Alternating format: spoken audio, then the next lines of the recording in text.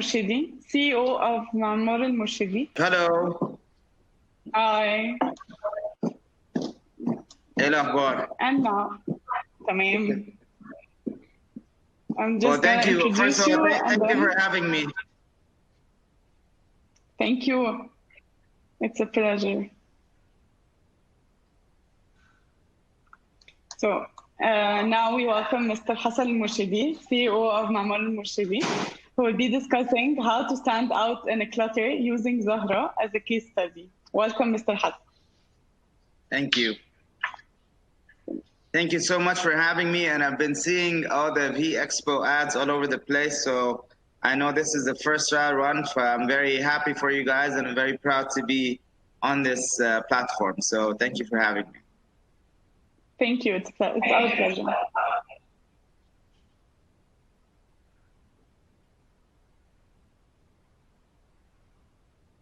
So do you have any questions that you'd like to ask me, or do you want me just to talk about our project and what we did? And you can talk about it. You can just talk about them. So في echo. Okay. Is the echo? Is it? Can you still hear it or not? I think it's better now. It's better? It's just when I talk, so it's okay. Okay. Well, look, anyone who wants to anyone can stand out. They just have to study the market very, very well. Am I still?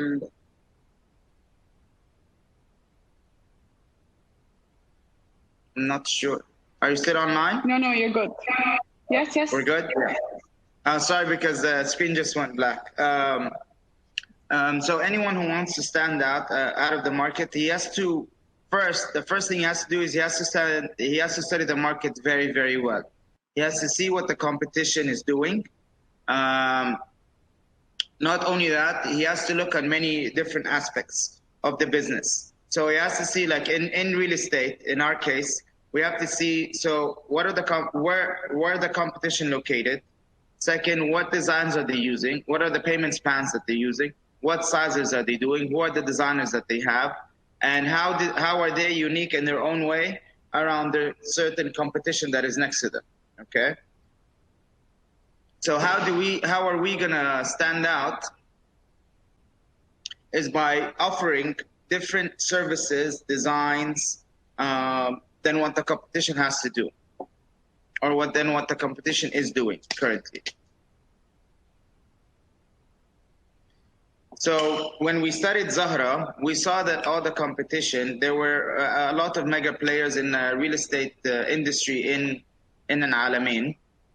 So we wanted to see if we were going to go into that sector, which is the second home sector, what are we going to offer that will make us stand out other than the competition?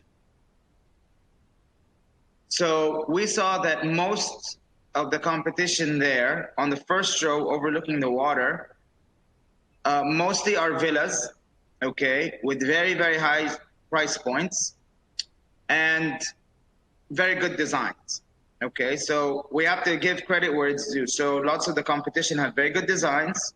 They have large spaces, mostly villas. They do have apartments as well, but the apartments are usually, they give the first priority to the villas and townhomes overlooking the water, and then they go backwards, and usually most of the buildings are in the back.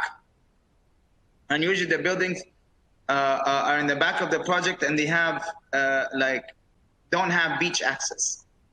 Like they do have it, but they don't have a beach view, basically, or water feature view. So we're like, okay, so if we're gonna go into that sector, we have to stand out. So one, we had to compete on a design level. So we got the best design team from all over the world. We got Mohammed Hadid from Los Angeles. We got VDP from Barcelona and Amsterdam, and we got Raif. This was like a team that I've worked with in creating Skyline, which is the largest building in the world based on Guinness World Records, and we had a win. So I wanted to use the same minds to give our compound mostly an international look and feel with different. So it will have a European feel, it will have a local feel, and it will have sort of like an Arabian because that's what Mohammed Hadid offers, Arabian sort of American feel as well, and a resort feel, because he used to own lots of the Ritz-Carlton hotels. So when you have these three different minds working on one project, you will have a very aesthetically pleasing project now, a very pretty project, okay? Now, then the second phase, okay, who are our target audience? Who am I gonna target? Am I gonna target the very rich, the elite, or am I gonna target middle income housing or upper middle income housing? Or like who are my target audience, basically? So realize that we don't wanna compete with the rest of the resorts next to us. So why don't we, and that's what we're good at, why don't we target the middle income housing families and upper middle income housing families? So in order to do that, that means I have to cancel the concept of big villas, because no one can afford a villa worth 15 or 20 million, or, you know. So I wanted to do beautiful buildings, beautiful design buildings, apartments, starting from studio apartments, actually starting from 51 meters, and then it goes up to 200, 250 meters. So, but my entry point is 51 meters, which is like a studio. And then the second thing we wanted to work on, because now they're buying apartments, now every family, I had to make a way that every family has to have a waterfront feature. So is it going to not look at the beach or look at the water, you know? So that's what we wanted to do, is create that beach resort feeling to, even if you bought an apartment in the back of the compound, it doesn't have a beach view, but it has a beautiful lake view, or a pond, or a lagoon, or a nice pool. So it gives it that feeling that you are actually on your second home. And another thing, because the land is big, the land is around almost 1,000 acres. We wanted to create something that is also one, like, it's not just a resort, it's not just a second home anymore. You can actually live there all year round, because then you have the new Alamein, which the government are building. That's going to be a year-round city. So I have to capitalize on that. So what features can I put inside my compound that would make a one-year-round sort of a project? So we were thinking of, okay, then maybe we should add schools, nurseries, maybe a clinic or a hospital. And we wanted to add a couple of five-star hotel, a four-star hotel, and a couple of boutique hotels, so you can have different target audience and target segments. But all of them are like this, because the new concept is hotels right now is designer boutique hotels. It's not like a big hotel.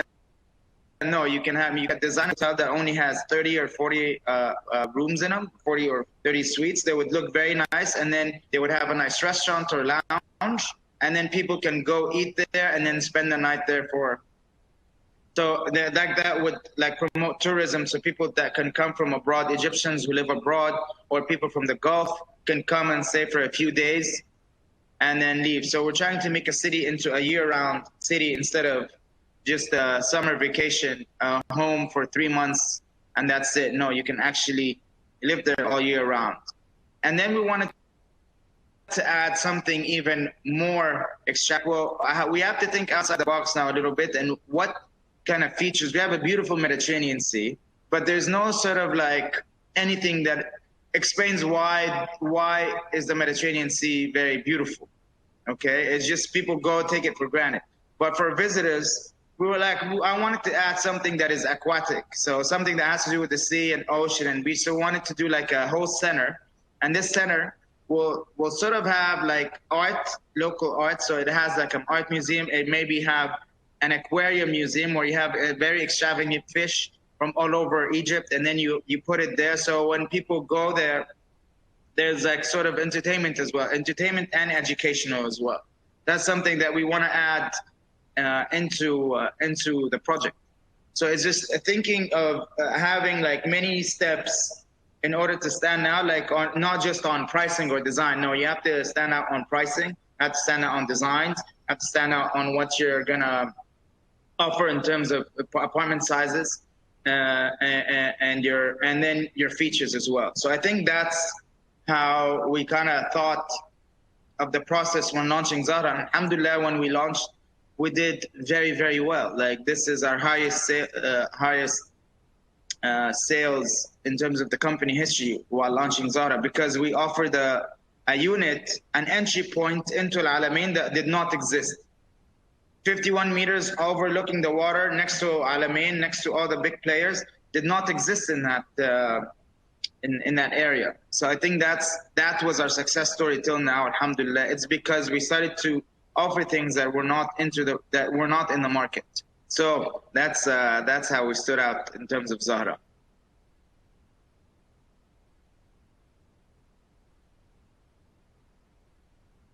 Is there any other question you'd like to ask me? Yeah, I think we're good. If you would like to share anything else, we're happy to hear you. Otherwise, thank you.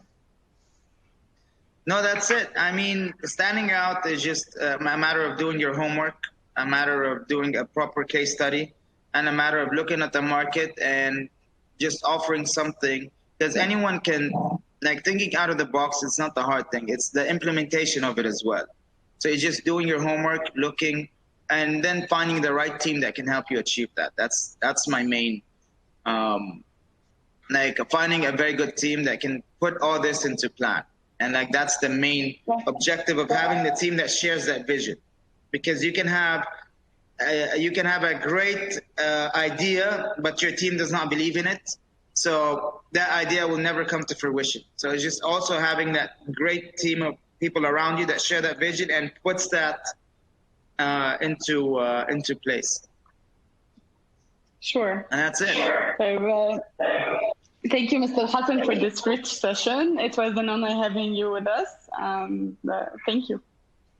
Thank you so much. Bye. Bye.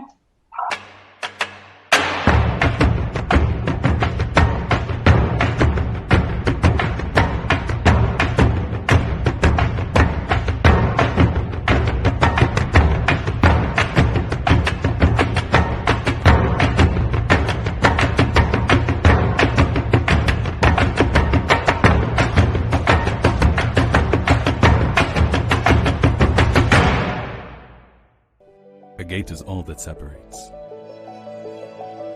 the everyday from the exceptional, the regular from the refined, the out of the way from the central, the ordinary from the beautiful, the uninspired from the uplifting,